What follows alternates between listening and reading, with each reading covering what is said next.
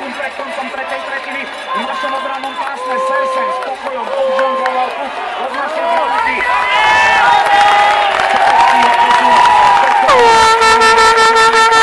Remský pečuje puk do rohu, tam sprintuje do súboja s Prúchom Baranka. Ustal v tomto súboji, ešte sa Kopecký snaží odpáliť puk. To nie je zakázané uvoľnenie, jeden šialený harizoval, ale ten puk bol zbrzdený. 70 sekúnd. Michálek berie na seba celú akciu z odpovednosti.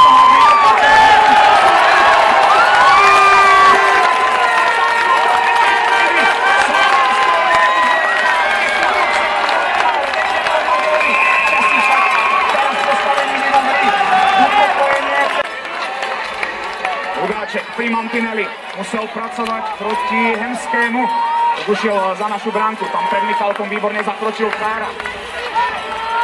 Ešte Česi zblokovali puk, ktorý chcel Zdeno Kára vyhodiť, keď českých útočníkov zamestnal Sersen. Máme tam kompletný druhý útok pre Libora Hudáčka, veľká škola, časová delovka končí v Lacovom náročí.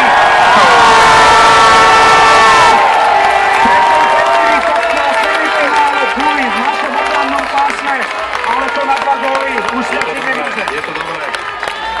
Užívajme si to, pretože takéto chvíle náš tým nezažil presne 10 rokov. A aj vtedy sme si to finále museli vybojovať po veľkej drále. Jeho strela, ktorú ale zblokovali naši hráči. Ešte to skúšal Aleš Hemský, ale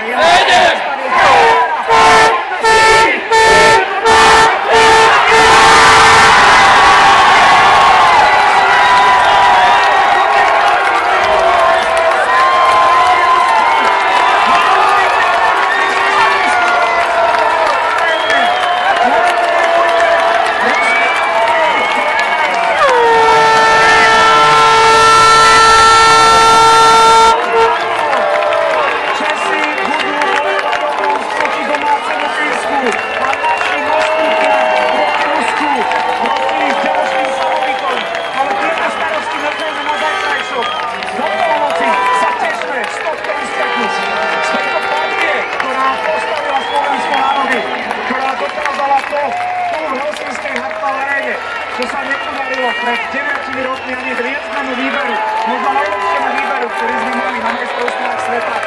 Vtedy nás do finále nepustili Švédi. Teraz sme český tým v Hartwall Arene. Máme 7. neuveriteľnú bilanciu na majstrovstvách sveta.